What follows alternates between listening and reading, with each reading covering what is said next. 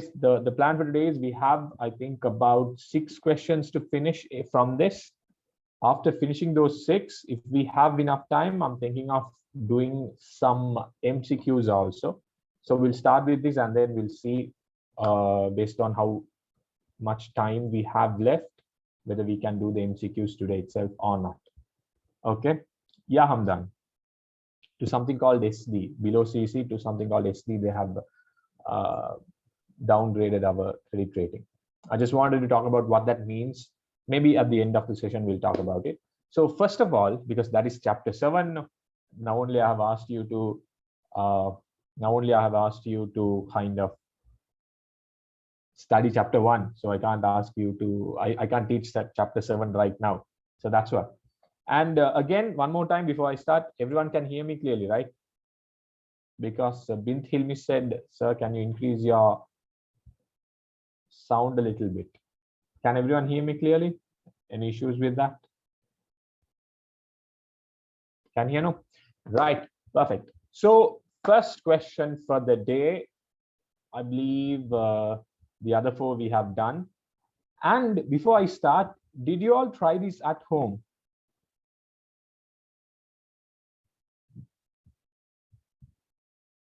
Did you all go through the PDF I put on the Telegram group? And did you try the questions yourself? At least, try to answer it in your head.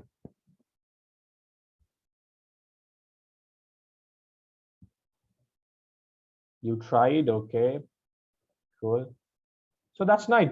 That's nice actually to see you all committing to it and trying it. That's the start I wanted to see.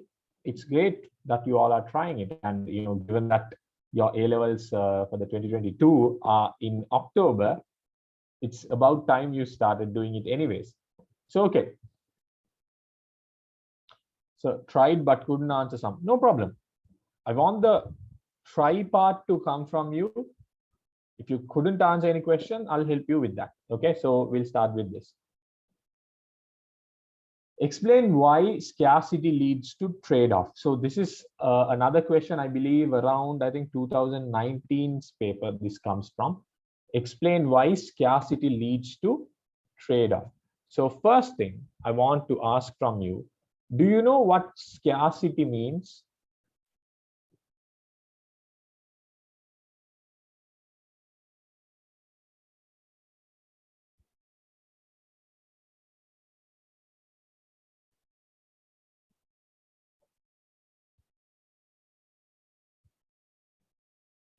Everyone can see the screen, right? Or is there an issue? You can see the screen, right?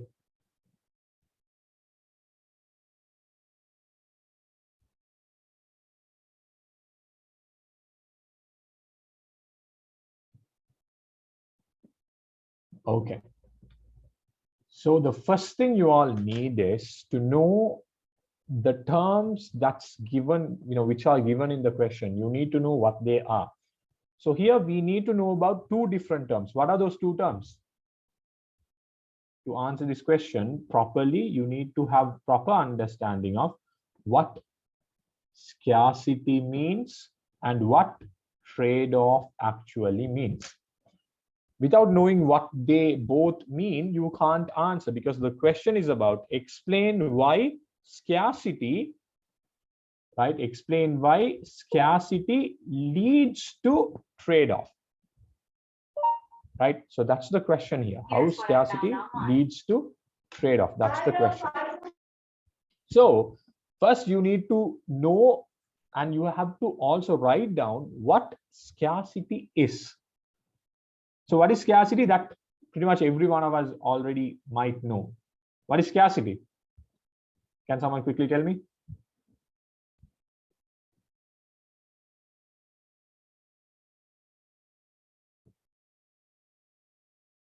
Right. When compared to unlimited wants,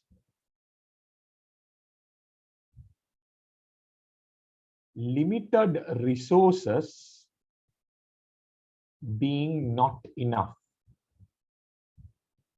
or insufficient. Now that is what scarcity is. or else when compared to human unlimited wants, resources being relatively, compared to unlimited wants, resources being relatively limited. That is what scarcity is. So you have to say that first. So the first thing, you start with what scarcity is, right? So that's the first thing. You say what is scarcity. What do you think the second thing you have to do here? In your structure, in answering these question to get 4 marks, what do you think we should do next?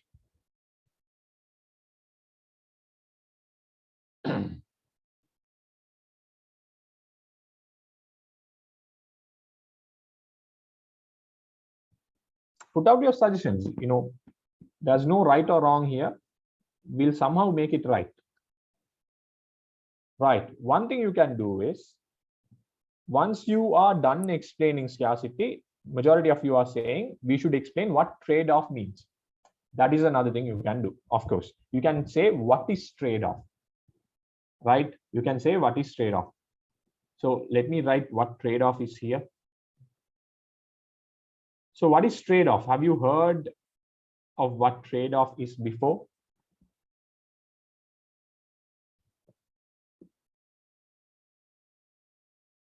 Because the question is how scarcity leads to trade-off. From scarcity, how we end up trading off, right? So some of you don't know what trade-off is. It's okay. So this is how it's gonna be. Now, scarcity means what? We have unlimited wants, but to fulfill those unlimited wants, we have only very limited resources. Now, these limited resources have one more characteristic. What is that? These scarce resources are known to have one very important feature. That is, these resources have the ability to fulfill alternative wants. That means we call that as alternative uses of resources. So scarce resources have alternative use. That means a limited resource can be used to fulfill multiple wants, right? If you take a cow, it can be used for milk, it can be used for transportation, it can be used for farming, vegetation works, it can be used for meat, it can be for leather also people use it. So you see here a scarce resource, but it can be used for multiple uses, to fulfill multiple wants. So scarce resources have alternative use. Because of these scarce resources having alternative uses, we end up with something. What is that? Choice, right? It leads to something called choice, the problem of choice, right? Now, when we make a choice, what does it mean? What is a choice?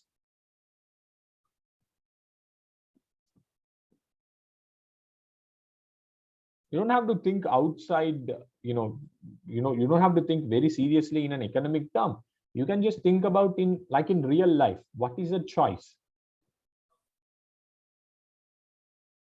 Simply, choice is like, now you have on the New Year's Day, I don't know whether you went to watch movies on these Tamil Sinhala New Year's Day. There were mainly 2 movie options you had. What are those 2 movies?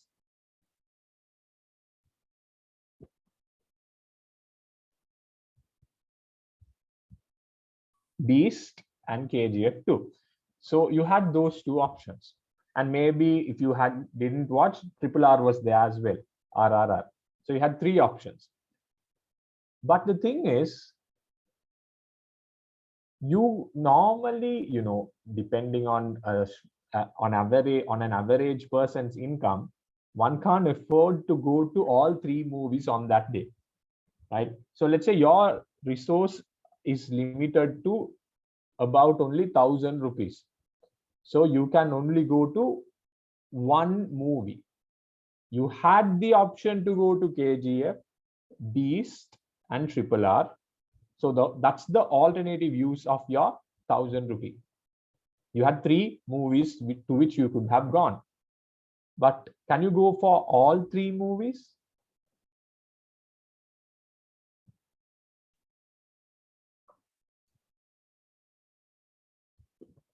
Right? Practically speaking, not something that one should do. Then what would you do?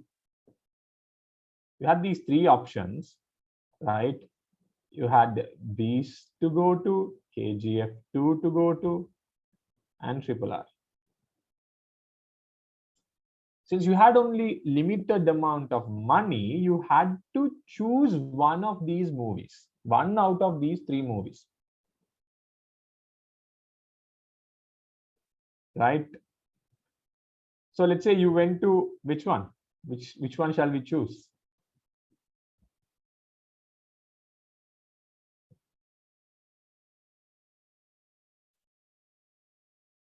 Okay, apparently everyone wants to go to KGF2 or already went to KGF2. I don't know, right? So let's say that is the choice here, KGF2. Now, why couldn't you choose all 3 alternatives?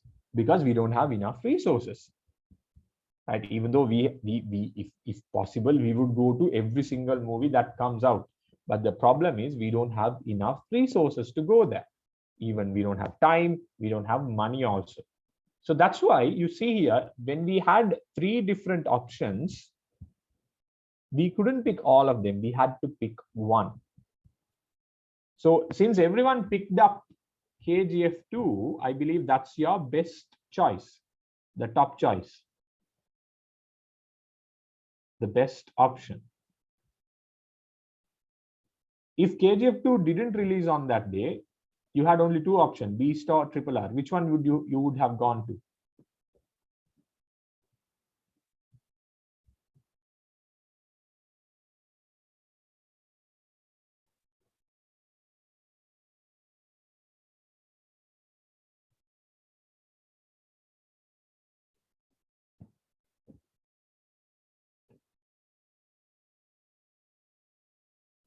So everyone would have gone to RRR then. No Vijay fans here. Very unlikely, no. Right. So Beast, KGF happens to be the best option. RRR happens to be the second best. Right. Now, that's a good one, Dimas. So now you have chosen KGF2, right? And went to that movie. By going to KGF2, what did you lose? Apart from the money you paid, you have lost something else. And there's a term we used to call that. Exactly. It's called the opportunity cost. I'm asking, what is the opportunity cost of you going to watch KGF2?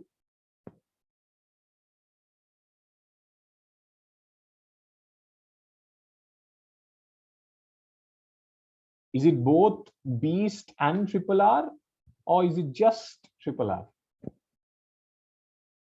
Or is it just Beast?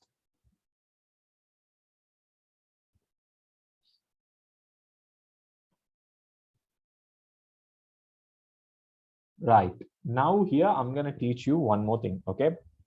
So we started with scarcity, we went to alternative uses, then we talked about choice. Now we are going to talk about something called the opportunity cost, right? So opportunity cost simply means, what is it? What is opportunity cost? Whenever you make a choice, right, out of multiple alternative options you have, let's say you made a choice. Now, when you make that choice, you are going to pick the best alternative. So in this case, that is KGF2. You pick the best alternative. Whenever you make that choice, you will obviously have a second best alternative now. In this case, that is RRR. Now that the value of that second best alternative is the opportunity cost of the choice you made. So here you went to KGF2, the opportunity cost of going to KGF2 is the movie RRR. Right? You can't say all the alternatives that you have let go. You can't say Bees, Triple R, and every other movie that was produced in the produced and released during this time. You can't say that all of those are opportunity cost of you going to watch KGF2. That's not possible. No, if you didn't go to KGF2, you might have gone to only one more movie, right? You could have gone to another movie only. You couldn't have gone to watch both Triple R and Beast at the same time when you missed KGF2. That's not possible to do. So that's how this opportunity cost works. Opportunity cost means it's the next best alternative that was let go when you made a choice. So in this case, we had three options. Out of the three options, we picked one, which is KGF2. When that happened, you have let go of Triple R, the second best option, right? So that is what opportunity cost is. Now, the question is not directly about opportunity cost, though. It's about trade-off, right? It's about trade-off, but it is similar to what opportunity cost means. Trade-off means when you get something, right? When you get something, you end up giving up something. That's what trade-off is. You get something, you give something. Give and take. Trade-off means whenever you do something, you might have to leave something. Okay, that's what trade-off simply means. Now, in this scenario, right, you had limited resources because that's where you start with scarcity. And the question is how scarcity leads to trade-off. Yeah, Rimaz, you can say it's like exchanging. To get something, you have to give up something. So in this scenario, you start with scarcity, unlimited wants, right? Limited resources. That's the problem. The limited resources are not enough. Because of this, limited resources, right? What we have to do, we have to choose now. Why? Because these limited resources have alternative uses. Limited resources have alternative uses. Can we pick all the alternatives? No, because of scarcity. So we choose. When we make that choice, this is the important point. When we make that choice, out of the alternative options we have, we can't pick all the options. We can pick only one. Why again? Because of scarcity. You see here how scarcity leads to trade-off. We have alternative uses. The resources we have, they can fulfill multiple wants. But the thing is, we can't use them to fulfill all the wants we have. We can use them to fulfill only one want. Why? Because the resources are limited. So when we fulfill one want, obviously we have to give up some other want. That's what trade-off is. So when you answer this question, explain why scarcity leads to trade-off, you start saying what is scarcity. You start with what is scarcity, right? When limited resources are not enough to fulfill unlimited wants, now that is called scarcity. These scarce resources have alternative uses. But all the alternatives can't be fulfilled. Due to resources being scarce, we have to choose among the alternatives. When we choose among the alternatives, we have to give up some alternative. Right? When we choose one, we have to let go of something. Now that is what trade-off is. And this is how scarcity leads to trade-off. Did you get it?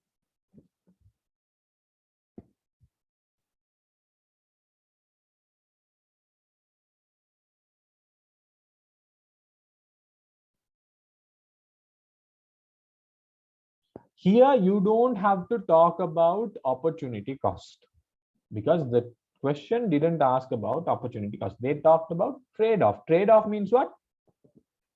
Give and take, exchange. When you get something, you have to give something, give up something. That's what trade-off is. It's almost same like opportunity cost, right? It's actually, you can argue both are same as well, but here they didn't talk about opportunity cost, so you don't have to mention it. You have to mention only about trade-off. Trade-off means you get something, for that you give up something.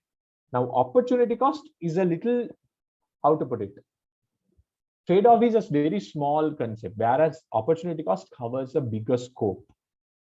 Okay, that's why you don't have to mention opportunity cost here, right?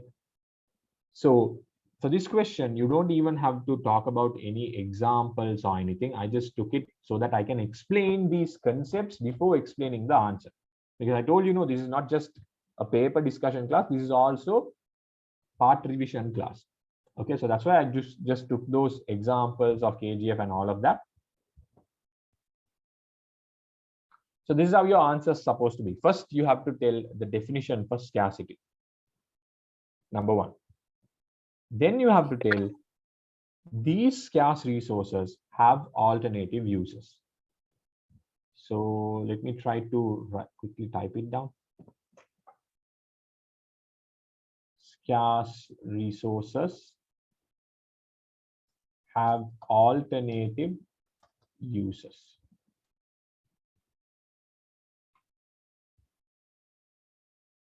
Since resources are scarce, we can't fulfill all the alternative uses. Hence, we have to do what? What do we have to do? We have to choose.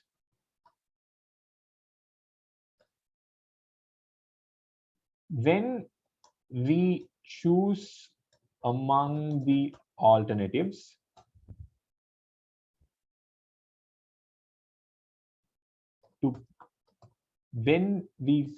choose among the alternative, to pick one alternative means you have to lose another alternative. This is how scarcity leads to trade-off. That's enough.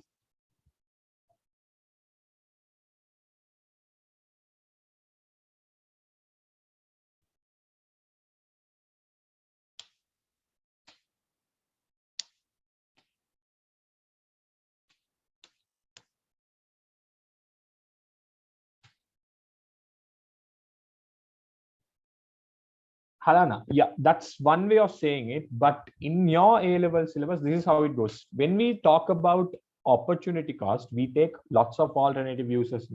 We take a multiple alternative uses. Out of that, you have one best choice. The second option is opportunity cost. When we talk about trade-off, we normally don't talk about lots of lots of alternative uses. We normally talk using two options. Right? With trade-off, that's how we go about it. Only two options. So to get one, you give up one. Right? That's why I didn't ask you to write examples or anything in your answer. Just go with the theory part that's given. Okay. You can't say all the other alternatives are trade-off. That doesn't work, because there's no way in the universe that when you miss KGF2 that you can go to Beast and a Triple R. That's not going to happen. Obviously, when you miss KGF2, you can go to another one movie only.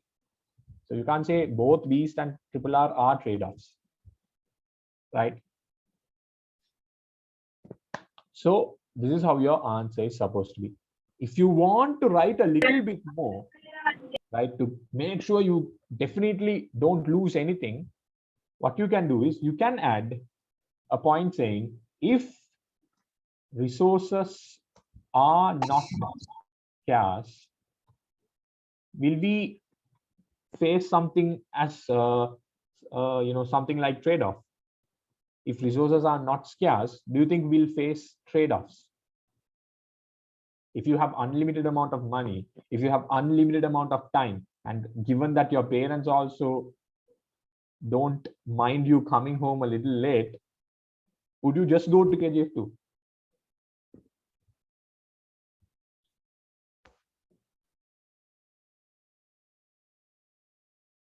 No, right? You can go to KGF2, you can go to Triple R, you can go to Beast, you can go to that Dumbledore movie that's out. Right? You can go to the Batman movie that's out. So any movie that's out, you would probably be able to go because you have unlimited amount of money, you have unlimited amount of time, and your parents are also okay with it.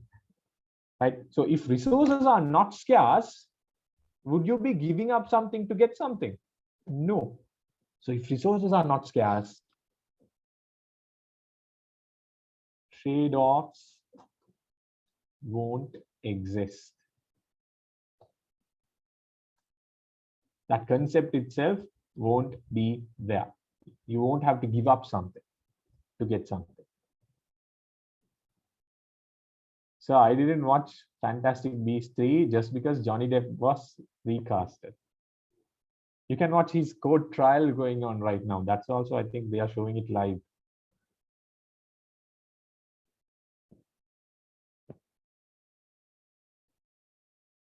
If you want to see Johnny Depp.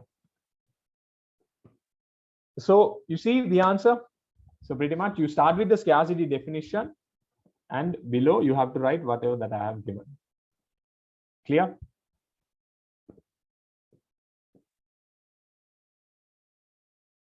So the question here is you should start with scarcity, then you should build your way towards trade-off. How scarcity leads to trade-off. How does it lead? From scarcity, we see that alternative use thing. From there, we go to choice. From there, we go to trade-off because that's how it works.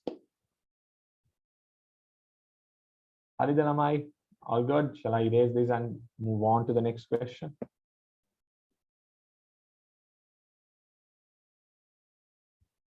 Alana, are you okay with this? Clear?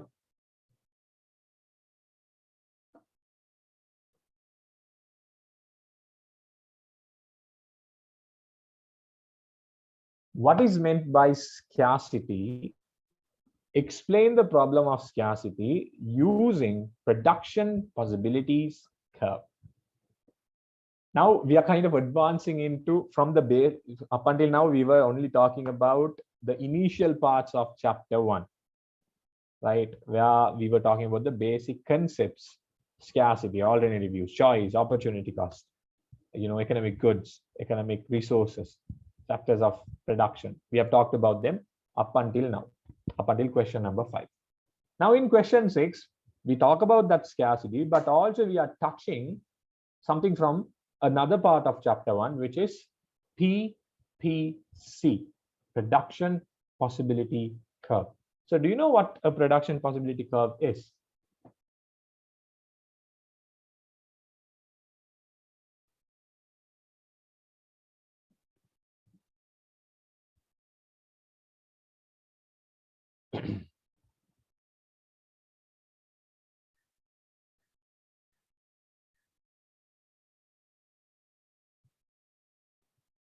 Do you know what a production possibility curve is?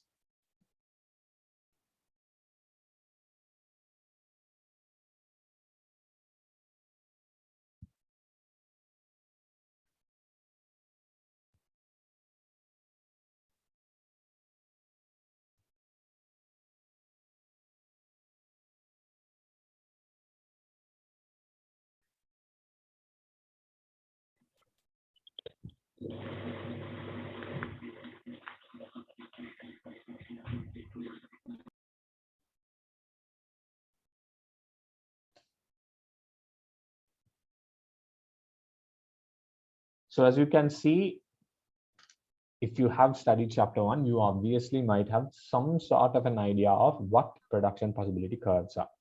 Now, first of all, we'll start from the first part of the question. Okay, very good, Sharmita. Thank you for typing the whole thing and sending it, the definition of PPC. So this is how it's going to work, boys and girls. Give me a moment. Let me get back to the question. Right. So first they are asking you to say what is meant by scarcity. What is meant by scarcity? That we know. For the previous question also, we have written it down. right? So first of all, you should say scarcity means this. So you have to first write the definition of scarcity. That's the first thing you have to write down. Okay. Then they are asking you to explain scarcity using production possibilities curve. So here, what is the next step? What will you do after writing the definition for scarcity? If you got this question right now and you are doing your A levels, let's say, what is your next step?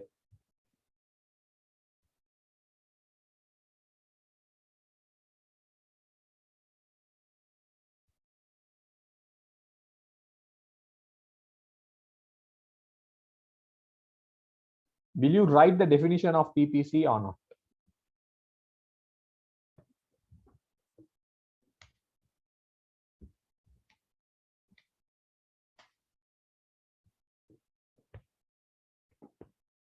Let me put it this way.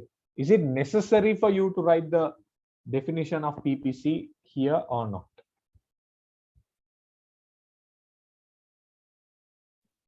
No, you don't have to write the definition of PPC, because the question is not about what is PPC. The question is about what is scarcity. Explain scarcity using a PPC. Here they are not referring for you to, asking you to talk about what is production possibility curves. They are just asking you to use a PPC diagram, a graph, using that explain what scarcity is. That's all you have to do. You don't need to write down what is PPC. If you did that, you won't be losing marks, you will be losing time.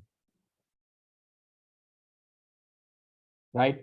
So first start with what is scarcity, because this question has two parts. First you say what is scarcity, that is the definition. Then the second part is explain the problem of scarcity using production possibilities curve. Right? So generally, how does a production possibility curve looks? Do you know how to draw a production possibility curve, just roughly?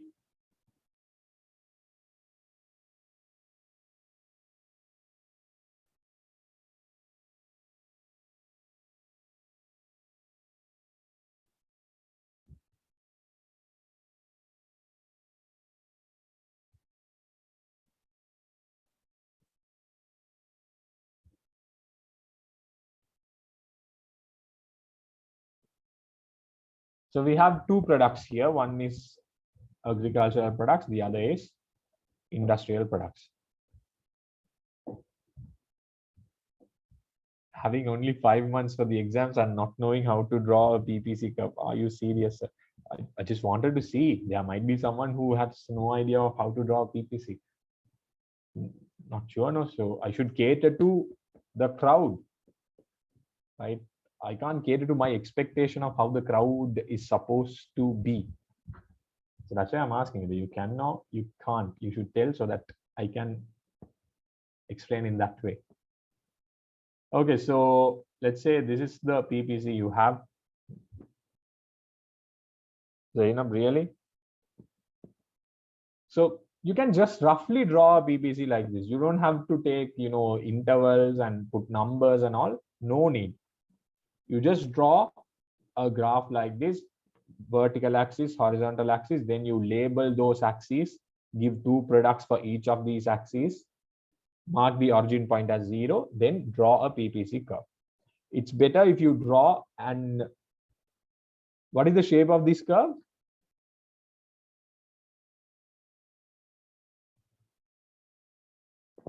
Yes, Bint Hilmi, you have to mention two products. What is the shape of this PPC? Actually, it was supposed to be something like this. This looks great. Right, we call this PPC concave to the origin, right? PPC concave to the origin, or you can say it's an outward bowed or bowed out curve. That's also possible, no problem. Now, one question. So you see this PPC, very good, Humble. You see this PPC. Tell me what's the opportunity cost of shown in this PPC? Not related to this question, but just asking.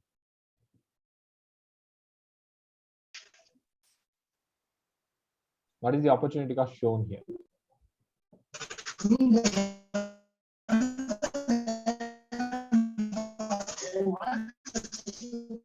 Okay, someone has unmuted themselves.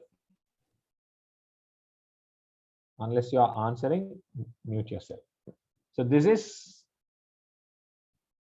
shows increasing opportunity cost, right? Whenever you see a PPC which is concave to the origin, that means from the origin point, when you are looking at it, you see the shape is concave, the curve is concave. So that's increasing opportunity cost. On the other hand, if you see a straight line PPC, what would you call it? The increasing opportunity cost. No, when the PPC is just a straight line, what is the opportunity cost then? When the PPC is like this, cost. Opportunity cost is considered to be constant, right? So that you should know. But for this question, that's not necessary. So if you start with the definition of scarcity, next you draw the PPC because they have asked you to show scarcity using PPC. Now I have drawn this. Make sure you mention two different products because that's what a production possibility curve is. It's a curve that shows different output combinations of two different products produced using resources in the best optimal way with no wastages and also the usage of best technology available. So this curve is like the production boundary of a country. There's no way we can go outside this curve because we don't have enough resources, right? So simply put, what it means is you draw this PPC curve and then you can mark a point here on the curve. Let's call this point A. You can mark a point here. Let's call this point B. If you want, you can mark a point inside. You can call this point C. And you can mark a point outside. You can call this point D. Now, if I ask you, out of these 4 points we have, which point do you think represents scarcity?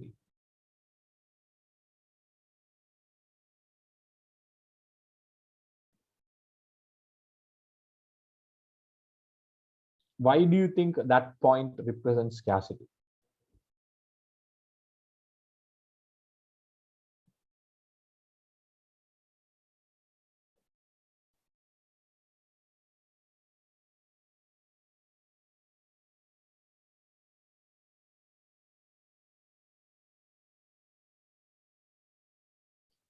Exactly, well done.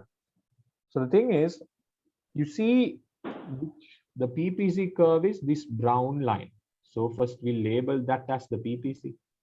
That's the production possibility curve. So that curve shows the production limit, the production, the best combination of these industrial products and agricultural products we can achieve are shown by point A, point B, or anything on the curve will show the highest output we can hit. C, which is inside the boundary, no, so that is also attainable. You can produce that also.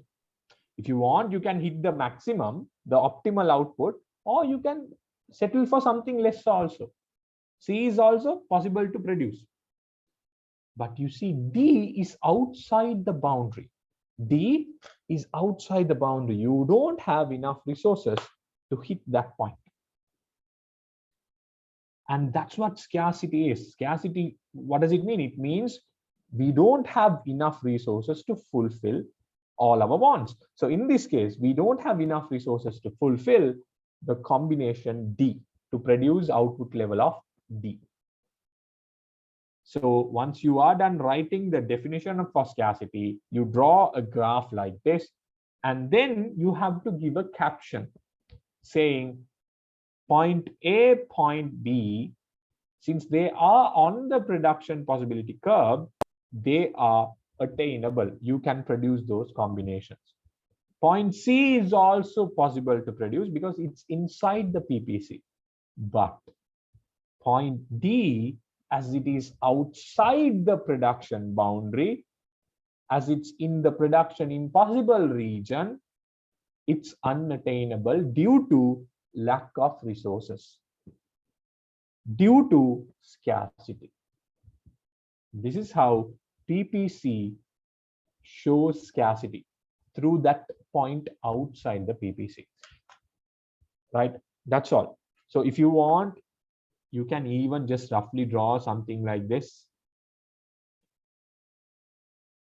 Call this product as oranges, this as apples, 0, call this as PPC, and just mark a point outside like this, call it point A, and say this point A, since it's outside the production possibility region, is unattainable due to resources being scarce. That's how scarcity is presented in a graph. You can even say that and get away with it, but I would recommend you to go with a little detailed graph, just for safety purposes,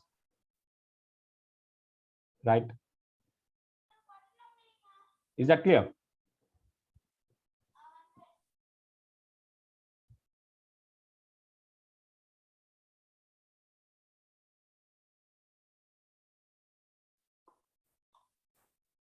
And one more thing, I'll just explain it now itself.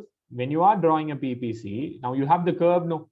So the point inside the curve, or any point, the area inside the curve, this part, right? We call that part as what? What is it called?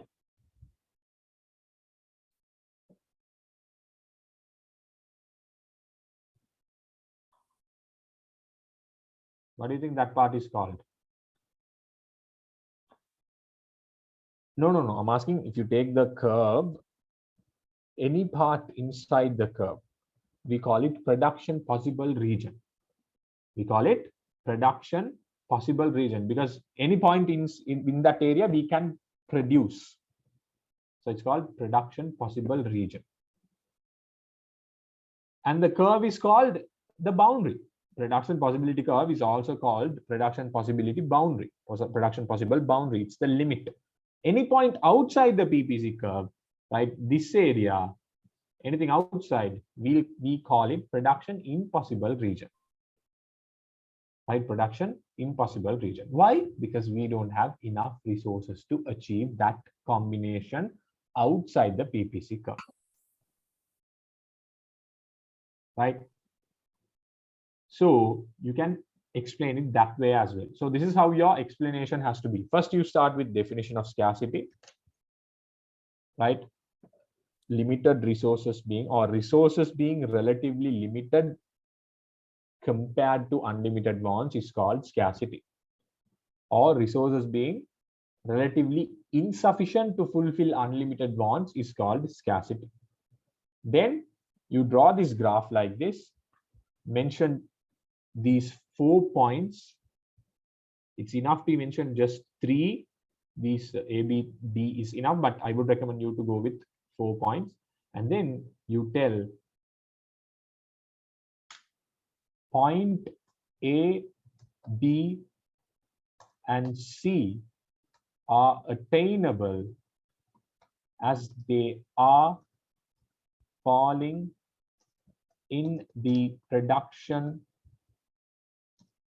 possible region.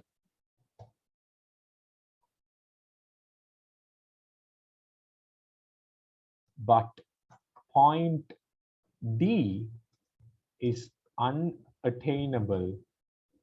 Why is it unattainable? What's the reason?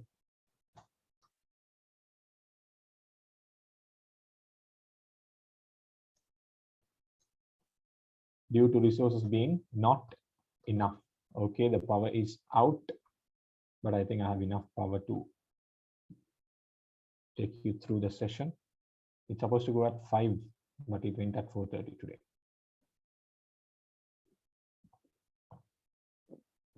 Right, clear?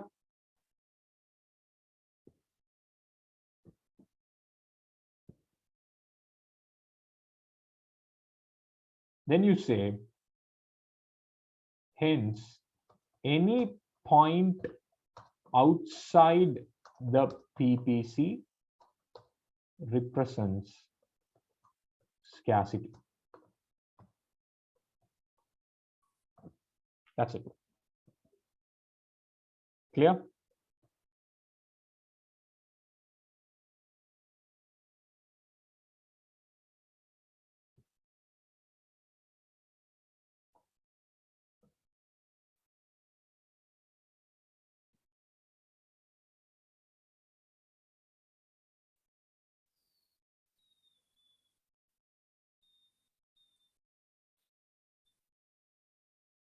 Quick. Are you all clear with this?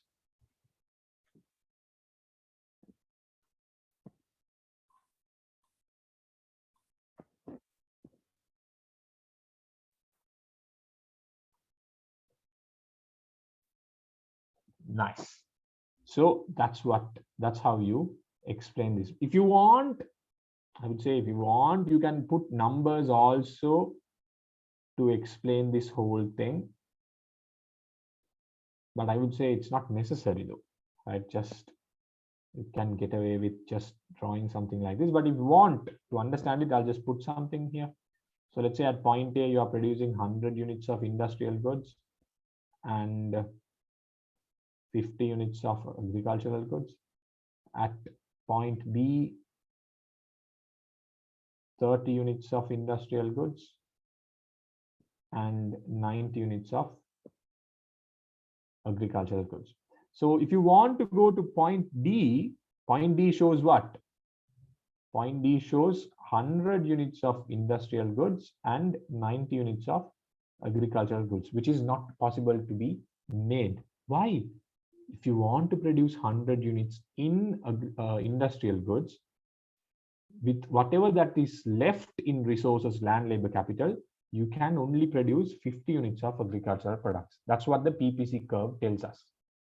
If you want to produce 100 units in industrial products, you see the PPC tells us we can produce only 50 units of agricultural goods because that's how many resources will be left. If you want to produce 90 units of agricultural goods, we'll have enough resources to produce only 30 units of industrial goods.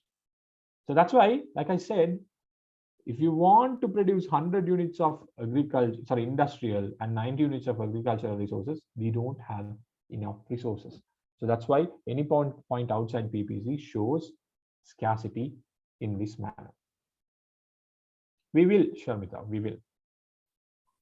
Okay, so that's it for this question. Hope everyone learned a lot from this. Now moving on to the next question. Again, a similar question, but this time you see we have opportunity cost and scarcity. So I think since we have talked about this already, we can quickly go through this question. Explain the concept of opportunity cost.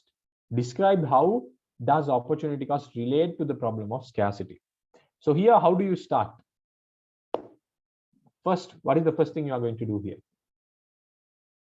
Like I said, this is not a paper class. This is a paper discussion series. So it's not going to be just me talking.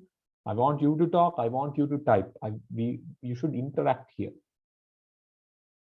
Okay. So tell me, how do you start? Very good. So since you know, obviously it's asked in the question directly itself. Explain the concept of opportunity cost. So you define opportunity cost first, right? You define opportunity cost first. And then they are asking you to describe, right? They're asking you to describe, provide a description of how opportunity cost relates to the problem of scarcity, right? So you have said what is opportunity cost. So what is opportunity cost? The second best alternative, the next best alternative, the value of the next best alternative foregone when you make a choice. That is opportunity cost. Now, how do you think opportunity cost relates to scarcity?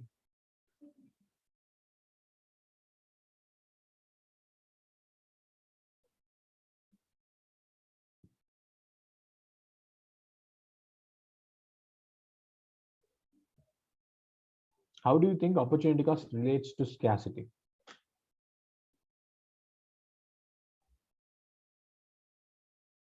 Okay, the power is back.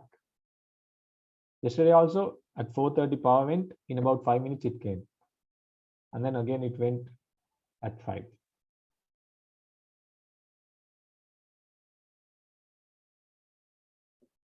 You don't have to give examples for this, right? You just say the definition, that would be enough here, right? Now, the main part here is the description that you are going to give, how opportunity cost relates to the problem of scarcity. So this is how it's going to be. Now, you see here, first of all, tell me do you have any idea how opportunity cost relates to scarcity? So earlier we connected scarcity with trade-off. Now we are connecting scarcity and opportunity cost together. So here pretty much what they're asking is how scarcity leads to opportunity cost. That's what we are talking about, right? So this is how it goes. Now we know what scarcity, if you want, even though it's not a must, right? It's not a must for this question, but if you want, you can start with the definition of scarcity as well. You can write that as well, but for this question, it's not like it's a must. Let's define opportunity cost. That's a must. Then if you want, write down what is scarcity as well, and then say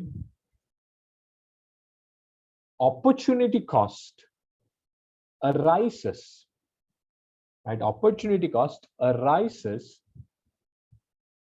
mainly due to resources being scarce, mainly due to resources being scarce, and those limited resources having alternative use, right? That's the main reason why we face something called opportunity cost. If we don't have to choose among the alternatives, we'll never face opportunity cost. We'll never give up anything. Why do we give up? Because we can't pick all our wants. We have to choose among the wants. Why do we choose among the wants? Because of scarcity, right? So how do you connect opportunity cost with problem of scarcity? Simply, you say opportunity cost arises mainly due to resources being scarce and those resources having alternative use. If resources are not scarce, non-scarce, not limited, if resources are not limited, then we can fulfill all our alternative wants. We'll never have to give up anything when we choose something. We can choose everything. But since we have scarcity, out of the alternative options, we have to pick one. While we pick one, we have to give up another. So since scarcity exists, opportunity cost arises. If there's no scarcity, no opportunity cost. This is the relationship. This is the relationship. So how do you start? You go about it and say, opportunity cost arises due to resources being scarce. Now you can explain how that works. As resources are scarce, we are forced to choose among the alternatives, alternative uses.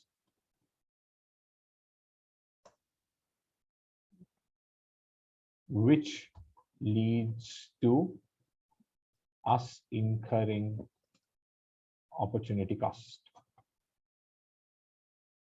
Are you all okay with this? So opportunity cost arises due to resources being scarce. As resources are scarce, we are forced to choose among the alternatives, and that leads to us incurring opportunity cost.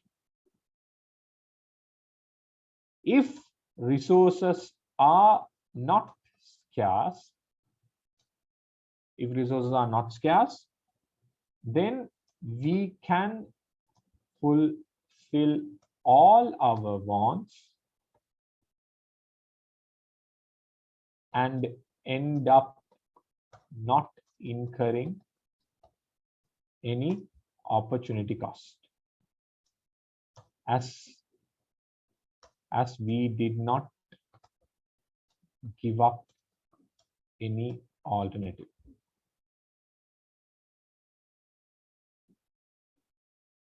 Is that clear?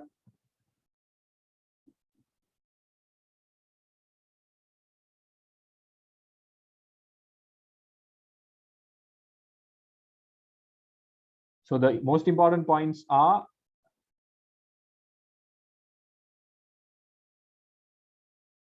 the first one, the definition of opportunity cost, and then this, that defined scarcity is an optional one. Okay, you can write it if you want, but not necessary. But the opportunity cost definition and then whatever the explanation I have given are the most important part of your answer.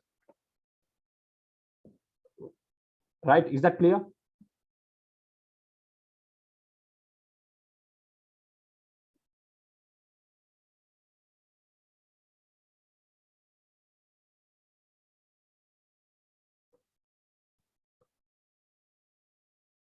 And here, if you have a look, it's a perfect answer. You have talked about everything the question asks. You have said the first part, explain the concept of opportunity cost. That's done.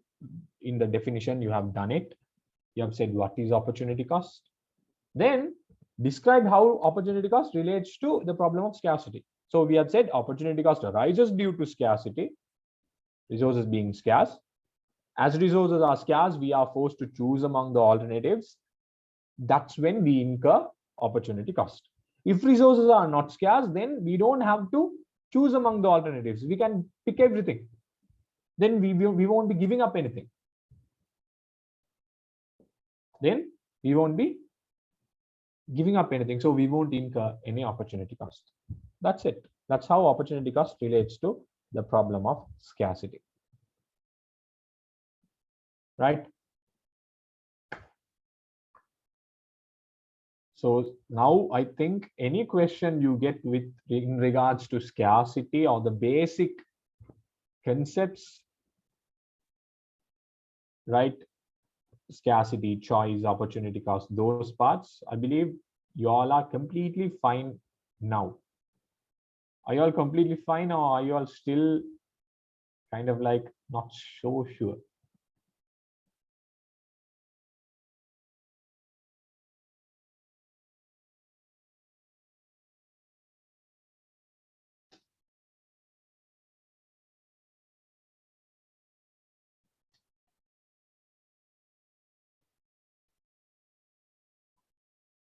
Right, so pretty much what I have explained now is I've taken this scarcity part, then we went on and explained, talked about alternative users, then the problem of choice, and then we went on and talked about opportunity cost as well. Right?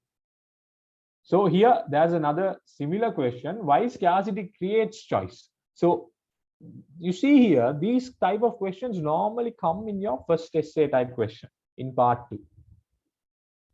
Right? Okay. Hilmi, trade-off and opportunity cost are similar stuff. Trade-off means to get something, you are giving up something. Opportunity cost talks about the value of what you gave up. It's almost the same concept though. Right? Trade-off talks about to get something, you have to give up something. It doesn't talk about the value of what you give up. Right? Pretty much. That's what it is. Opportunity cost talks a lot about that. It doesn't just talk about, okay, to get something, you have to give up something. It talks about what's the value of the thing you have given up as well. Right? So that's that. And cool then. So, and someone asked me, sir, can you explain opportunity cost using PPC? Okay, that's a question from Minha. So let me see. Because PPC is generally used to present concepts, right? So here we have opportunity cost, right? So if you ask me, if someone asks you how to present opportunity cost on a PPC, this is what you do.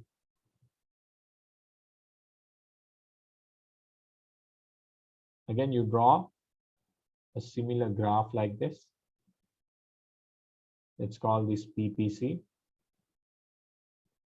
Let's say this is agricultural products, industrial products, 0. Now, when you are showing opportunity cost on a PPC, you have to mark 2 points on the PPC curve itself. Let's call this point A. This is point B. And another thing you have to do is you have to mark the values also. You can put a number, or at least you have to put X, Y, or something to show the values.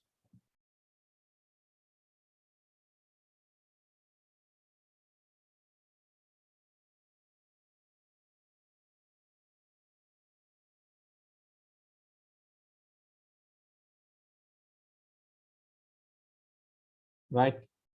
So you have these. So let's say this is point agricultural good one. So I'll call this A. This is A1. This is A2. Because we are going from A to B, you have to mark this also, that you're going from one point to another point. That's how you show opportunity cost in a PPC. That's what I'm showing now. So when you go from A to B, what's happening is from agricultural good, earlier you were producing A1 quantity, now you are producing only A2. In industrial goods, what's happening is you're going from earlier you are here I1 to I2. So what has happened? Production of A has come down, agricultural good has come down, production of industrial good has increased. Now that's what opportunity cost is, isn't it? You see, you have increased production of industrial goods. When that happened, you have lost agricultural products. So how do you show opportunity cost on a PPC? Simple. You draw the PPC curve and you put or mark 2 points on the PPC curve itself, right?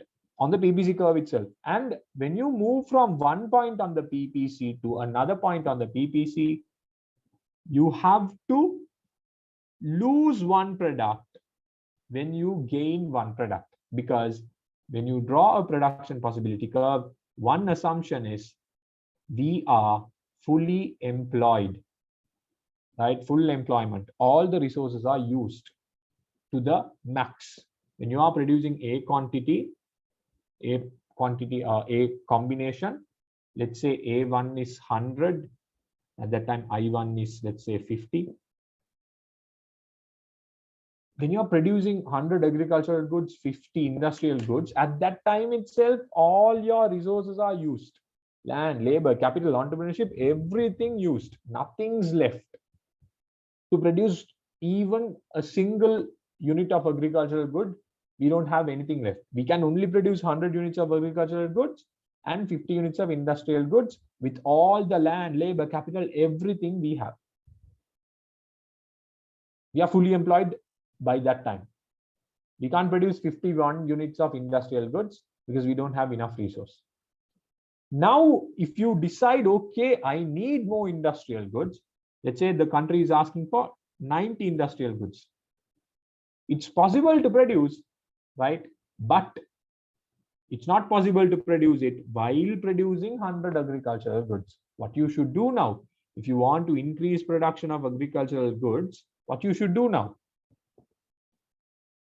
If you want to increase production of industrial goods from 50 to 90, what should happen?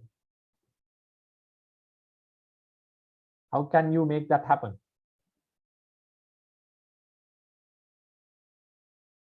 You can make it happen by reducing agricultural goods. So that's what opportunity cost is in production. In production, opportunity cost means when you increase one product, you have to give up the other product. Because at a combination, you are fully employed. So when you go or when you try to increase one product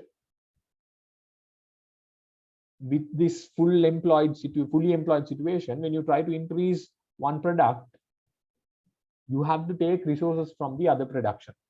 So to increase in industrial goods, land labor capital should come from agricultural products. That's why agricultural product drops, industrial production increases. So opportunity cost, how do you show? By this movement of A to B, from one point on the PPC to another point on the PPC. When you move, that's how you show opportunity cost. Right? That's how you show opportunity cost. And another thing that you might have to show is the equation for marginal opportunity cost. So that works like this. So here industrial production is increasing now. So let's call this change in industrial products, change in I. So here agricultural products are dropping now. Let's call this change in agricultural production. This triangle is delta, okay? It shows change. Short way to write change, denote change. So after drawing this PPC and giving this small caption, it's better if you give this marginal opportunity cost equation also. Do you know the format of the equation? Marginal opportunity cost. Any idea what the equation is?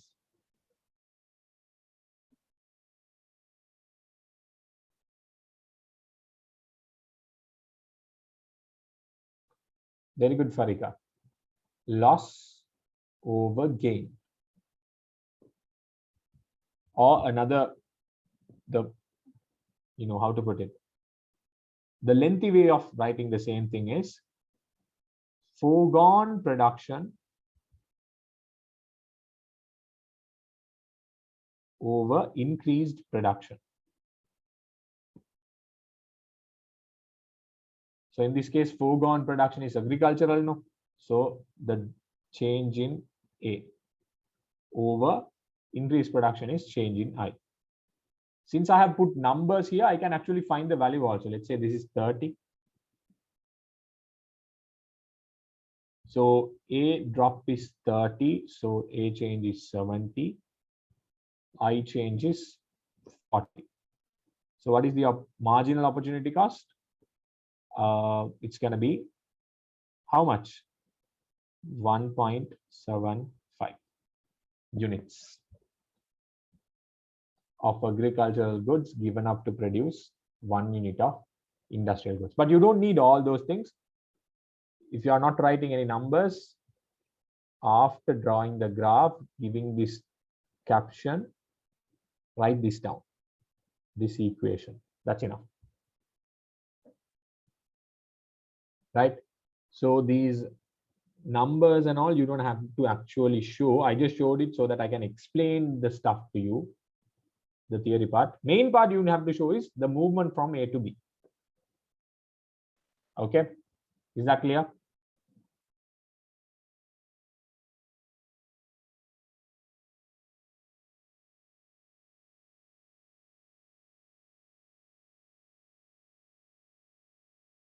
So even though this is not a question that was given to you in the PDF, this is another big concept I have just explained to you. So that's pretty much another question. Clear?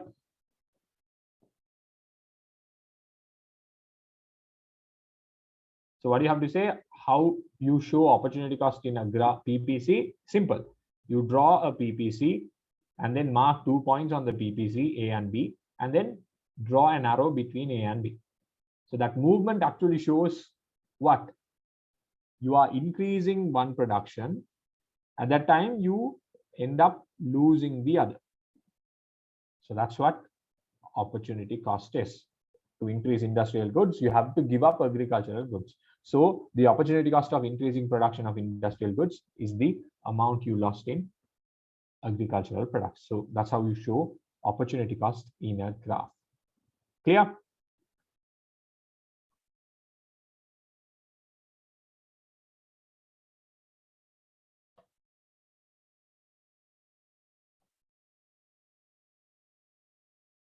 Quick. Right. So here we have some more. Right. how does the production possibility curve illustrate the following concepts? So the first two we have done already. The first two we have done already. Right? So you guys tell me, how do you show problem of scarcity on a PPC? So Minha has asked the question in advance. If you waited just few minutes, we would have ended up here anyway.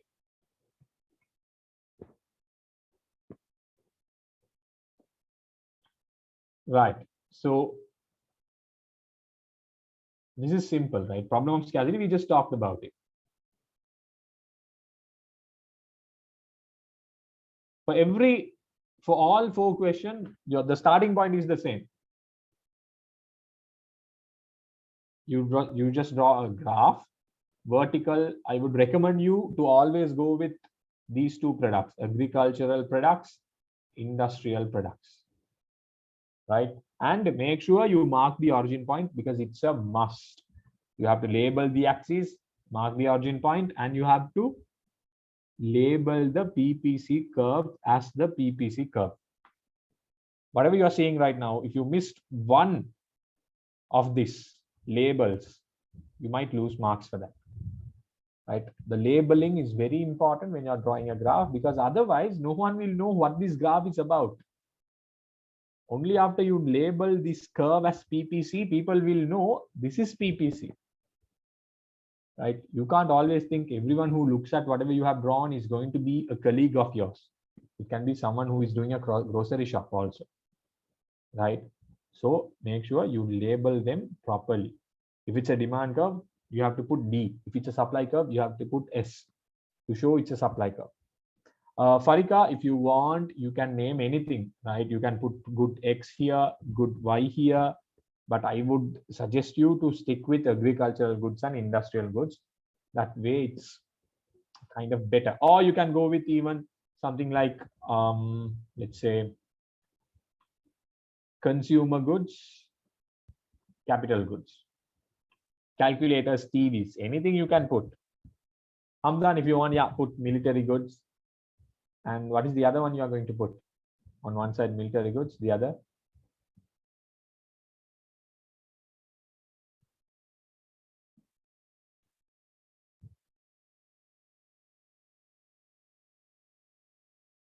If you want, you can put anything. Military goods, on the other side, civil goods. Very good for us. Right? You can put apples and oranges, bananas and mangoes, or dates, shirts and trousers. Anything, just put two products. That's enough. Right? Now, the thing is, the first question is what? How does the PPC illustrate the following concepts? Right? So the thing here is, you have to just illustrate that scarcity part. How scarcity is illustrated on a PPC. You have to just show it. So how do you show it? You have drawn the PPC now. Any point outside the PPC shows scarcity. Simple. Actually, for this question, you don't even have to give a caption, because you read the question properly. How does the production possibility curve illustrate? You have shown the illustration. That's it. You have shown the illustration. No, that's it. There's no need for you to go more than this. This is enough. Point A shows scarcity. If you want, you can write that small caption. Point A, which is outside PPC, shows scarcity. Clear? That's how you answer the first one, problem of scarcity. That's how you illustrate on a PPC. Clear? Now for opportunity cost, you have to do what I did earlier. You have to mark 2 points on the PPC curve. A and B, and you have to show that you're moving from A to B. And when you move from A to B, you have to pick up this change. You have to show, okay, you see a drop in consumer goods when you increase capital goods. So we'll call this drop in consumer goods. No, let's put X for this, and this is change in Y. Next to it, you have to write down marginal opportunity cost, loss over gain equals change in X over change in Y. Right? So this is what your graph is supposed to have. When you are showing opportunity cost, illustrating opportunity cost on a PPC, this is how you illustrate it. What you're seeing on the screen right now is your answer to get that 1 mark, just 1 mark. Because in total, you are getting only 4 marks for all 4 illustrations. Clear?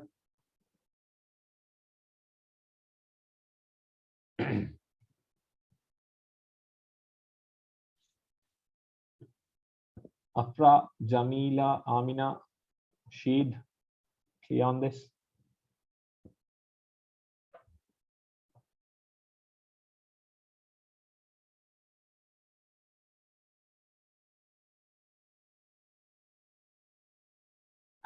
Right? So the equation was legible, right? It should be loss over gain.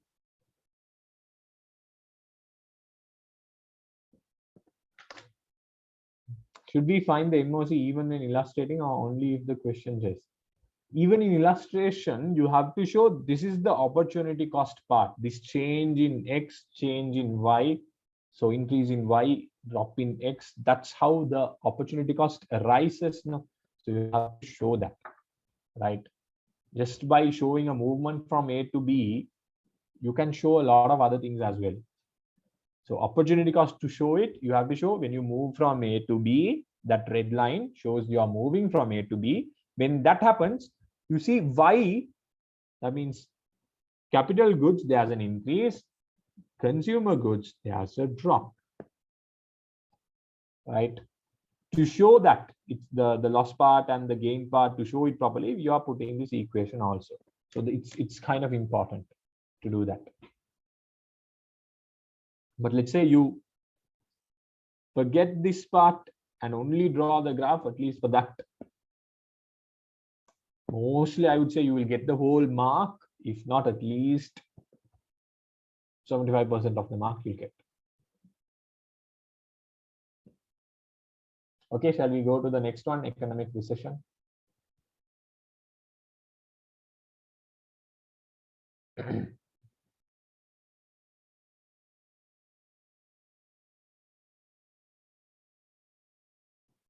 Quick. I want quick responses. Otherwise, I told you, you have to respond quickly whenever I ask something.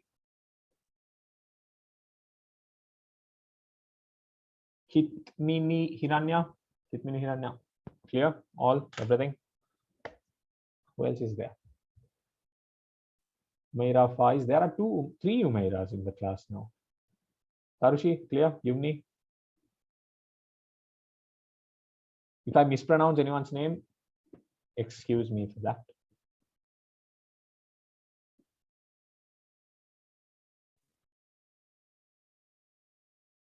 Right. So next one, economic recession. How do you think you show economic recession in a PPC?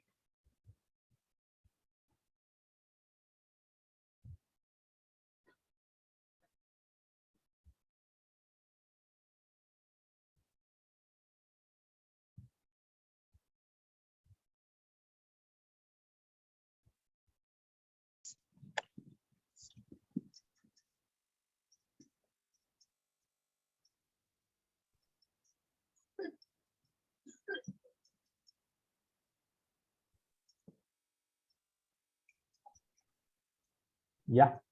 How do you show economic recession in a PPC?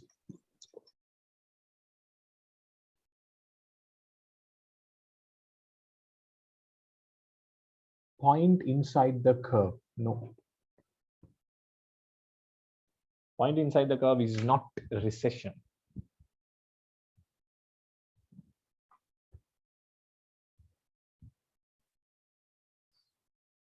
Curve shifts inside. No. Curve shifting inside it means something else. A point inside the PPC means another concept, not recession.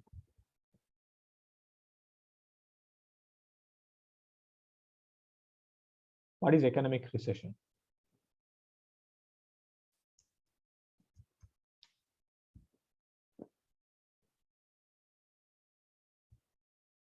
So you see here, like I said, how I can understand now how important these sessions are. I can see a lot of you have some idea of what's happening here, but there's some gap in the knowledge you have, small gaps. So this session, I think, would cover that gap, to be very useful for you, kind of a validation for me that this session is actually useful, right? So this is how it works. So some of you said a point inside the PPC curve shows this recession. It doesn't. A point inside the PPC curve, let's call this point A. What does it show? A point inside the PPC curve. Unemployment. Very good, Hamdan. A point inside the PPC curve presents unemployment. A point on the PPC curve presents what concept? Full employment. Full employment, right? It can mean productive efficiency as well, but full employment is also something shown by a point on the PPC. Very good, right? So the question is not about how you present full employment, how you present unemployment, right? The question is about economic recession. To know how to show economic recession in a graph, you need to first know what is recession. You need to know what is economic recession. So what do you think? What is economic recession? Okay, Zainab. Cool. So what is economic recession?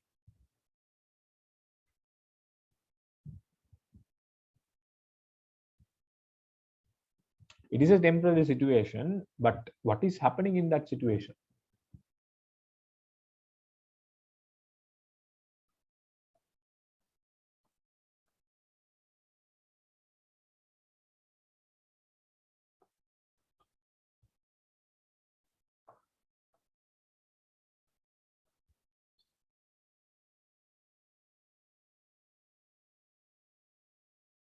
Very good, Kitni. So I see the answers that you are giving are pretty much in line, right? But I saw one student, Kitni's answer was perfect. I see, yeah, there are some others who have answered as well. So this is how it works. Azra as well, very good. So recession means, simply put, a temporary drop in gross domestic production. A temporary drop in production is what recession is, right? Kind of a temporary downfall in the total production of the economy. We call it recession. Why that happens is, like some of you said, it happens due to a short-term drop in demand, right? In Sri Lanka during the first lockdown, this happened, right? Pretty much it has been happening ever since, but you know, it started there, right? A temporary or short-term drop in demand during the lockdown. People lost their job, everyone was in their home, so people didn't know whether they'll make money anymore, whether their income will continue to come or not. People were unsure. So what happened? People stopped buying lots of stuff. They bought only the essential ones. Pretty much everything else they stopped buying. So demand went down. So when demand went down, the producers were like, oh my God, there's no point in me producing anything because people are not going to buy them. So what happened? Production went down. One reason is because of that demand drop. The other reason is obviously due to lockdown, producers couldn't go to their factories also. So production also came down. So what happened? The total production of the economy dropped in short term. That's what economic recession is. Now, how to show this economic recession? on a PPC. This is how it works. Now, for example, one more thing that happens during drop in this GDP is, you see, land, labor, capital are the factors, the resources used in production. So my question is, you guys tell me, when you produce more products, what happens to land, labor, capital? Are they used more or are they used less? Will they be employed or will they be unemployed when you start producing more?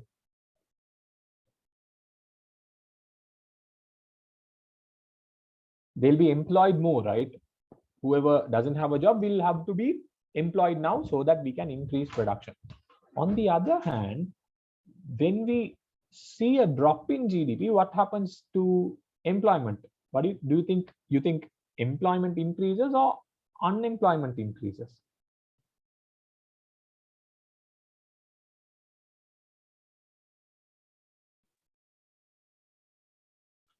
Right, unemployment will increase. Right, unemployment will increase.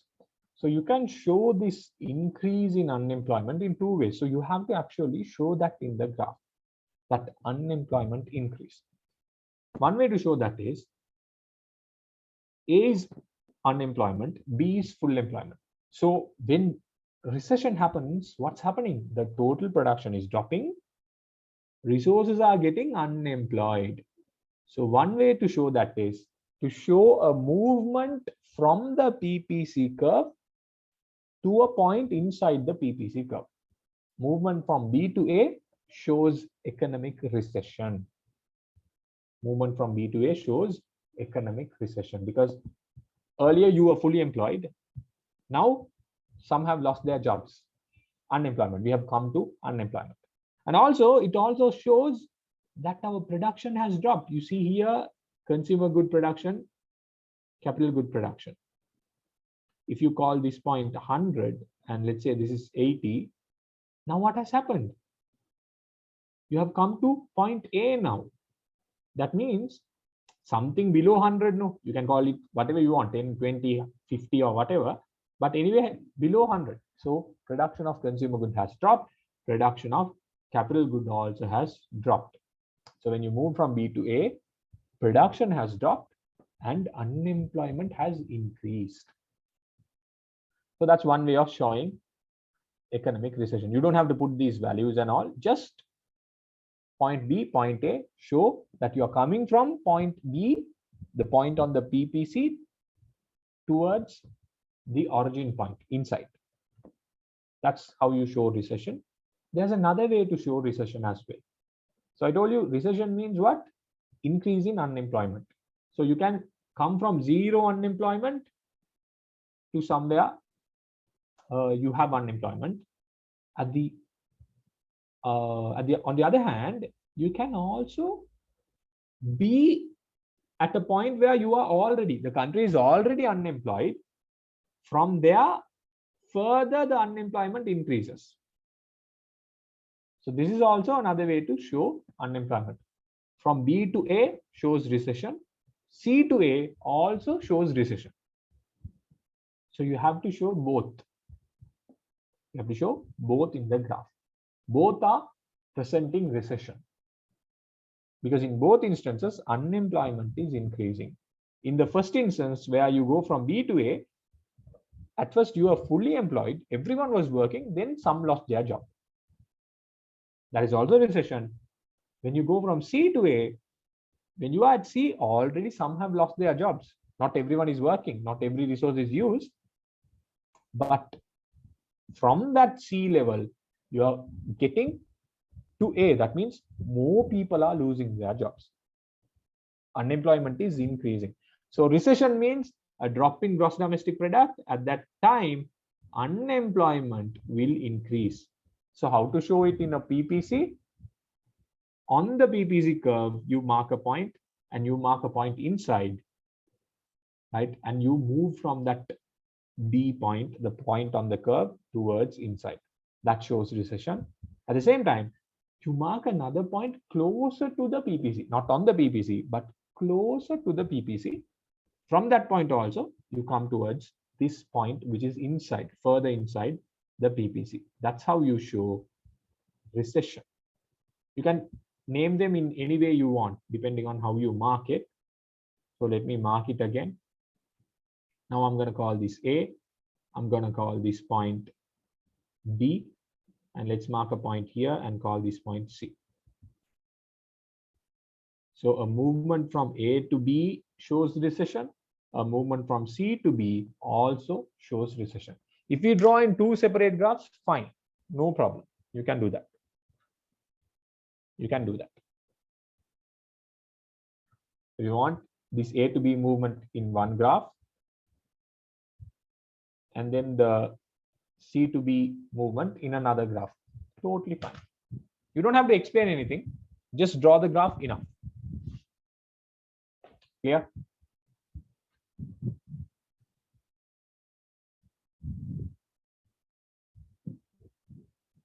Yeah, Amry Lakshman. Unemployment means resource unemployment, because resource means everything: land, labor, capital, entrepreneurship, the factors, right? So when we say employment or unemployment, we are referring to the resources we have, everything, the factors of production. Not just labor unemployment, okay? Every resource. That's a good question, Amna. So the question is, should we draw separate graphs for each question, for each situation, A, B, C? Yes, because you can't show problem of scarcity, opportunity cost, economic recession all in one graph. It will be, you know, it will look like a spider web or something if you mark everything in one graph, right? You have to draw separate graphs, PPCs, for each situation. Shall we go to the fourth one, economic growth? How do you think we show economic growth on a PPC?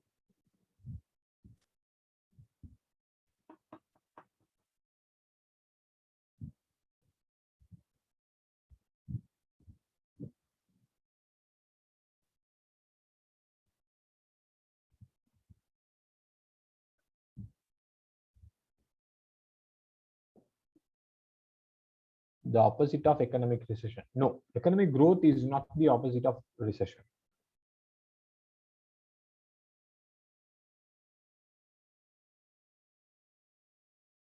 When economic growth happens, what economic growth actually means is a continuous long-term increase in gross domestic product. Gross domestic product increasing not just for a short term, for a long term. Another way of saying the same thing is the production capacity or the production potential of the country going up is what economic growth is. So what that simply means is, how to show that in a graph is very simple. Now let's say in consumer goods, we are here producing 100 units. That means this point shows if we put all the resources available and produce consumer goods, we can hit 100 units. If we stop consumer goods production, put every labor, land, capital, and produce only capital goods, let's say we can hit 80 units, right? Now, when we say production capacity, production potential, economic growth is happening, what that means is we are now able to produce more units in consumer goods without reducing capital goods. That means, let's say we are not producing any capital goods. We are only producing consumer goods. Land, labor, capital, everything is put only for the production of consumer goods. Earlier, we were able to hit 100 units, whereas now we are able to hit 110, more than 100. Same goes to capital goods. If we put all our resources earlier in capital goods, we were able to get 80. Now let's say we are able to get 85. So this is what production capacity increase means, production potential increase means. How this can happen is very simple. When we get new resources, because the existing PPC curve is drawn based on fully using all the land, labor, capital we have. Now, if we get more labor, if we get new technology, if we get new production methods, if we get new machinery that we didn't have before, what will happen? We can produce more stuff now. So how do you show economic growth on a PPC? The PPC curve itself shifts, right? Yours should shift a little bit neater than mine. The PPC curve itself shifts. You don't have to put any numbers. It's better if you can put letters A, B to C, D. And you have to mark the new curve also. The old one is PPC. Now you can call this one as PPC2 or PPC1, whatever. You have to show those two are different PPC curves. So this is one way to show economic growth, but this is not the only way, right? This is not the only way. You'll have to draw another graph also.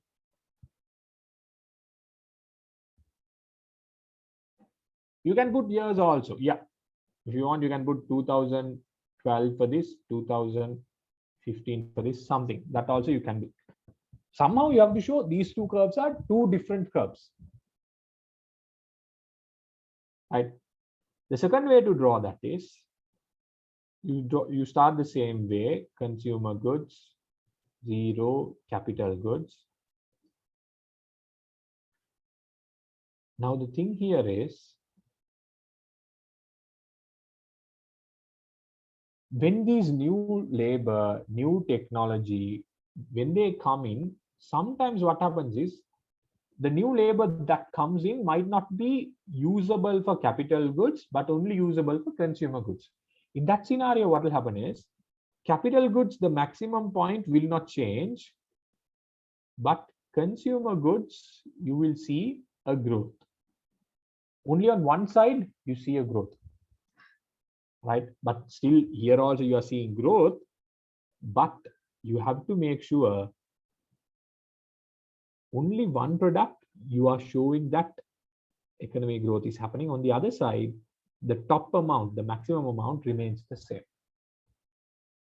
Yes, it's kind of an unbalanced increase. It's an economic growth more kind of slanted, sided towards consumer goods production and less improvements towards capital goods production. That is also still an economic growth because we are able to produce, at least in one product, we are able to produce more, right? And actually in both production, we'll be able to produce more, but the new resources which came in are supporting only one production more than the other, okay? So that's that. And you can show it the other way around also. So consumer goods here, 0, capital goods here. This time you draw the PPC just like before, A and B. But this time, what do? You show the growth on which side?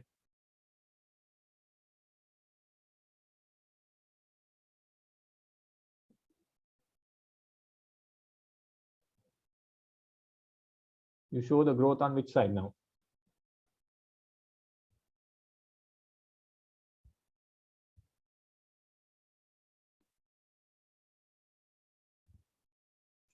Consumer goods or capital goods? The capital goods side. So consumer goods, the top amount, the highest, the maximum amount remains the same. But in capital goods, you see an increase. So you see in all these three situations, economic growth is happening, right? In all these three situations, economic growth is happening. So you have to make sure you draw all these three. So this is PPC, let's say 2012. This is the new one, PPC 2014 or 2015. This is PPC 2012. This is the new one, PPC 2014 or 15, whatever. You can put any year, but put a year later than 2012. Are you all clear with all these three graphs? All these three are showing economic growth because they have asked you to illustrate how these concepts are shown. For economic growth, these three are ways to show economic growth. You can't just get away with showing only one. But still, you get only 1 mark for it. But you have to show all three.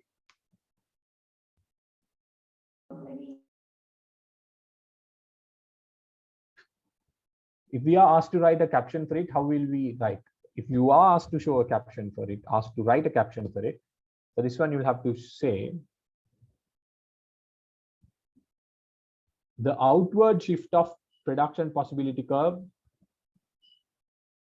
the outward shift of production possibility curve, AB to production possibility curve, CD, shows economic growth.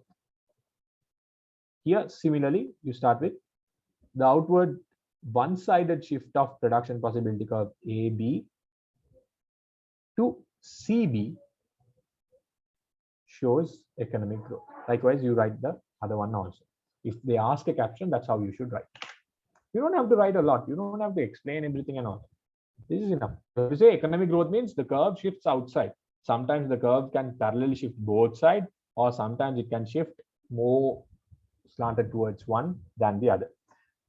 Right. One more thing I want to ask you. So I want to tell you now itself. Let's say you don't remember these two. Right. You must at least draw this. But let's say you don't have no idea that you are supposed to draw the other two also. At least draw this. Right. Sometimes you will get about 50% of the marks at least for that question. Okay. But I would recommend you drawing all three. Cool.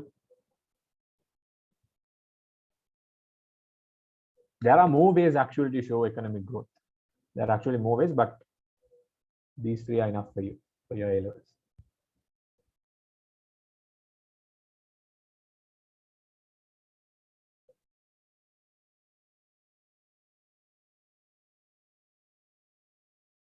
Yes, Hamdan, I would recommend you drawing all three.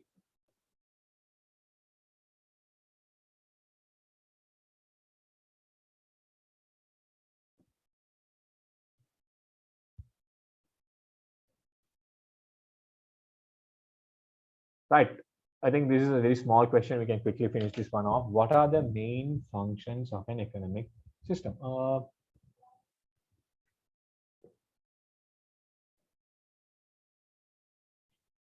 So in first curve, we can't increase both. We can. When we get, let's say, a certain technology that can be used for consumer goods and capital goods, then on both sides the curves will shift.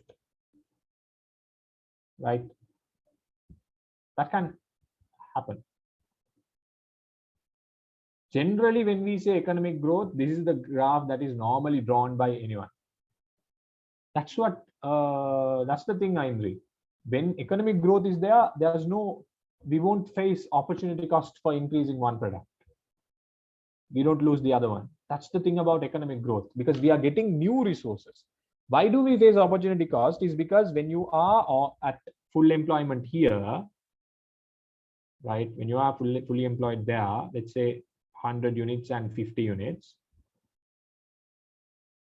100 units and 50 units, to go without any new resource coming in, if you want to increase capital goods, you have to decrease consumer goods.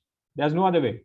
But when you get some new resources coming in, what you can do is you can actually go out and increase capital goods without seeing a drop in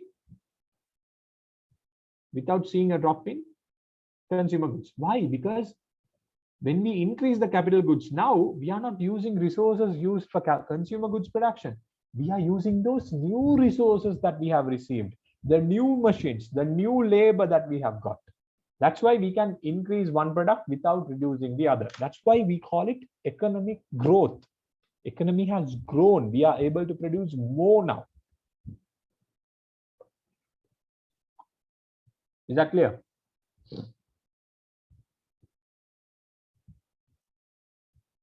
So when economic growth is there, you won't face any opportunity cost because you are not giving up anything. You're using new resources to increase one production while the other production is unaffected. It's already 5:30, but I'll try to finish these questions off. I think it's okay with you all. What are the main functions of an economic system? You guys quickly tell me.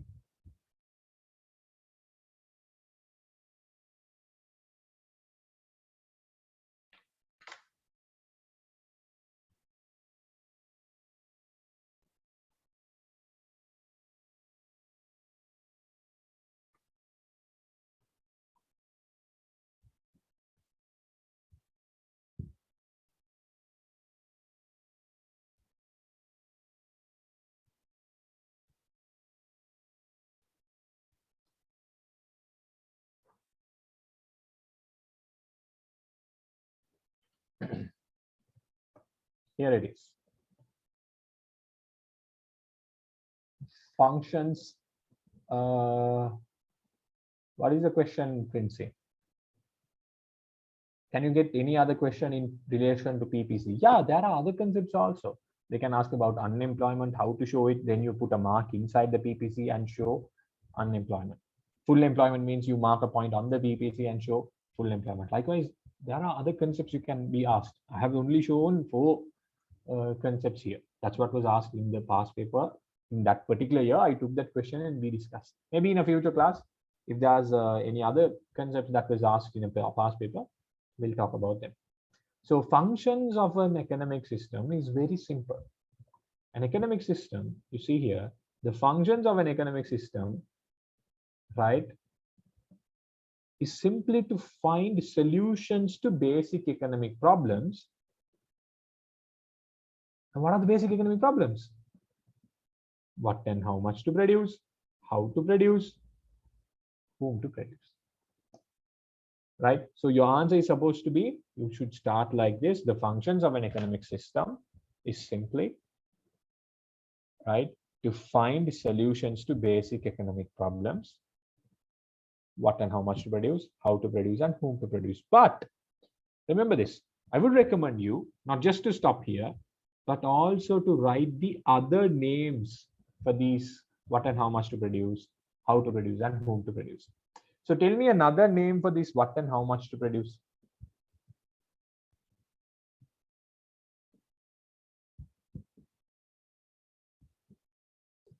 Allocating decisions. Allocating resources, that's the right way. We call it the resource allocation problem, right? So one function is to solve this resource allocation problem. I believe you guys can see what I'm writing. Let me write it here. Resource allocation problem. So finding solutions to this resource allocation problem is a function of an economic system. What is the second problem? What's another name for this problem? Production technological problem. Nice. There are lots of names for this actually. You can call this the production problem or the technology problem, the tech problem, or you can even call this the production technology problem. So finding solutions for this also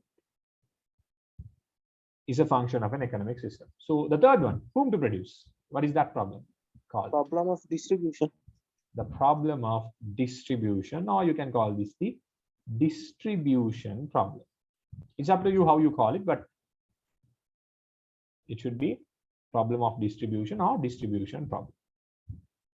So functions of an economic system is simply about finding solutions to basic economic problems such as the resource allocation problem, production problem, distribution problem. Next to each of these problems, write the other name also. So resource allocation problem means next to it, say what and how much to produce.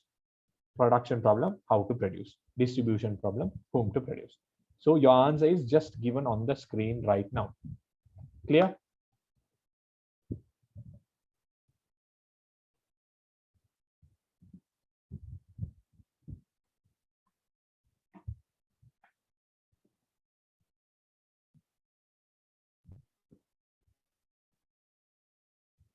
Is that clear?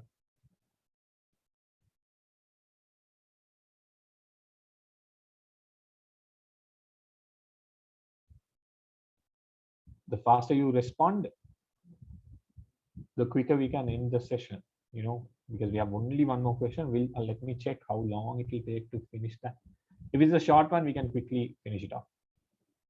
Yes, it's a short one, nothing that big. You don't have to explain those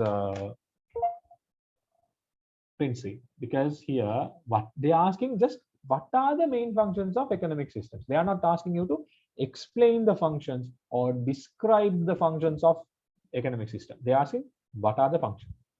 So you say the functions, what are they? That's I didn't understand that. Okay. My phone didn't understand anything, it seems. Did you hear that? Not Google Assistant, Bixby. Right. Somehow it got activated and it said it didn't understand it. Okay. So you don't have to explain the whole thing. Just say what the functions are. Now, next question is a similar question. What functions do prices serve in a market economy? So I can finish this off also within 5 minutes. So what functions do you think price serves in a market economy?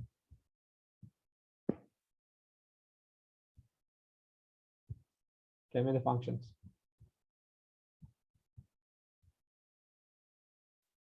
How many functions are there? Bixby is the dumbest AI that I know. I think Samsung stopped developing it. I think, yeah, they didn't push it a lot. But it's good at some stuff. That's why I keep it. There are some operations it does very well in a Samsung phone only. There are 3 functions. Nice. So what are those 3 functions of price? So some of you have already said it. Let me try to show it in the handout itself. Quickly.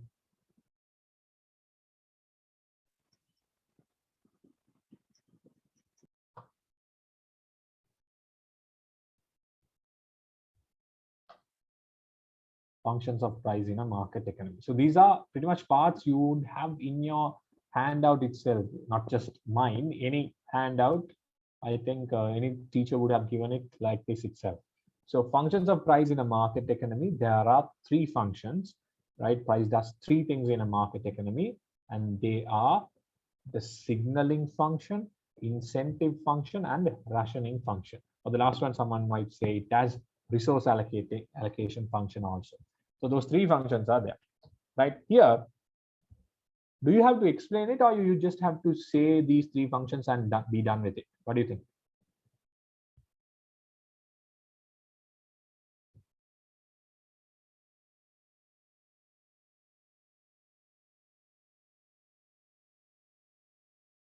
Do you think you have to write this description also, or do you have to just write the function only and that's it?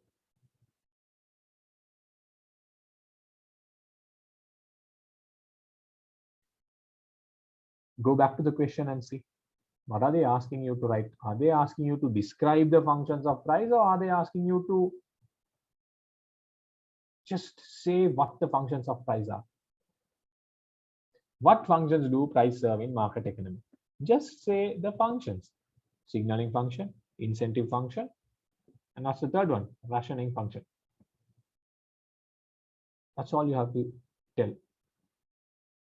They are not asking you to explain the functions. They are not asking you to describe the functions. So when they ask you what, right, sometimes they might ask you something like this. They will ask you what functions, or they will ask you state the functions, or they will ask you list the functions. In those scenarios, you just say only the functions. No need to describe. If they want you to describe, they will ask you explain the functions of price. Then you have to say signaling function and tell signaling function means, okay, price gives information to producer and consumer when making their decisions. Signaling function. Incentive function means price encourages, discourages producers, consumers when they make their decisions.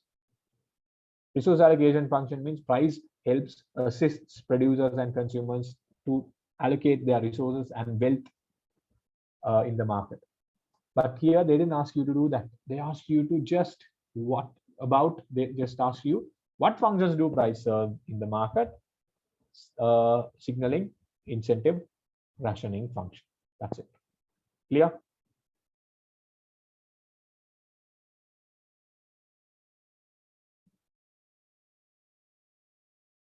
Pretty easy. Yeah, if you get questions like this, pretty easy, I think. Just for 3 marks, you just mark 3 points. Done. The previous question also similar.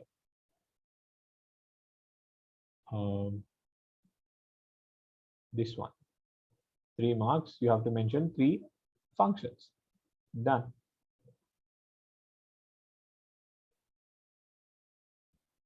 It's not interesting to answer, it's easy to answer. Interesting. You just write three words and get 3 marks. That is interesting to you.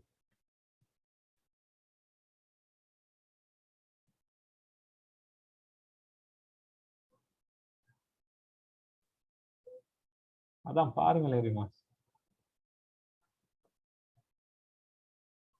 Right. So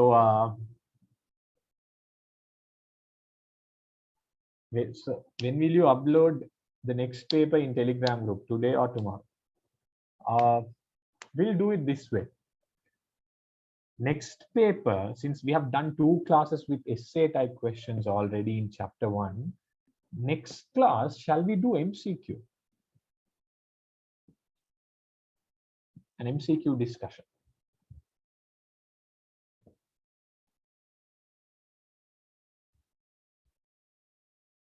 Not just a normal one, it will be on Kahoot. A timed MCQ. Every question I'll give about 60 seconds or something. We'll show things. Not live, not live in the class. I will just put the link of the Kahoot session. I will tell the date. On that day or within that time, you have to go and do it. Right? I won't assign 1 hour or something. I'll assign the whole day. Whenever you can, go and do it and shape.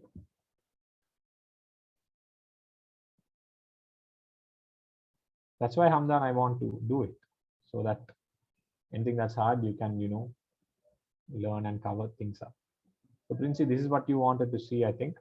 Okay, so we'll do it that way. The thing is, next Tuesday, I don't think I'll be able to keep the session. Do you know why?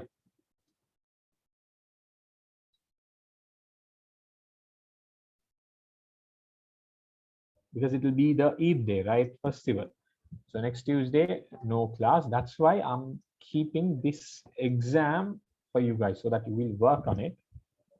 And once you are done with it, I can show you, we'll do the, what do you call, the explanation for those questions, right?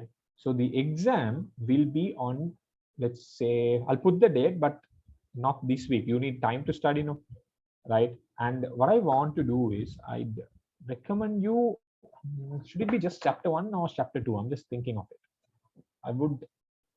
Would be great if we start chapter 2 also. So I think it will have some MCQs only. So from chapter 2 as well. Okay. From chapter 2 as well. So yeah, study and come. If I put only chapter 1, you can do it anyway because you have studied chapter 1. If there are chapter 2 questions, you can do it now because you'll be studying chapter 2 also. So we'll do it that way. Anyhow, I will tell the date. It will be mostly next Thursday, not this week. The week, so the date will be Thursday, 5th. Cool, because from today onwards, we did the class today anyway. So next Tuesday, no class. So 5th, I will give you the Kahoot exam. Cool. We'll be doing it and then we'll be discussing it.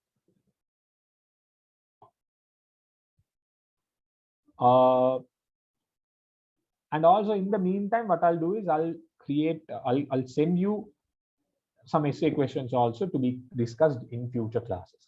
So you can do both, right? I'll do that as well. So in that way, you'll be preparing for the MCQ as well and do it on the 5th of May.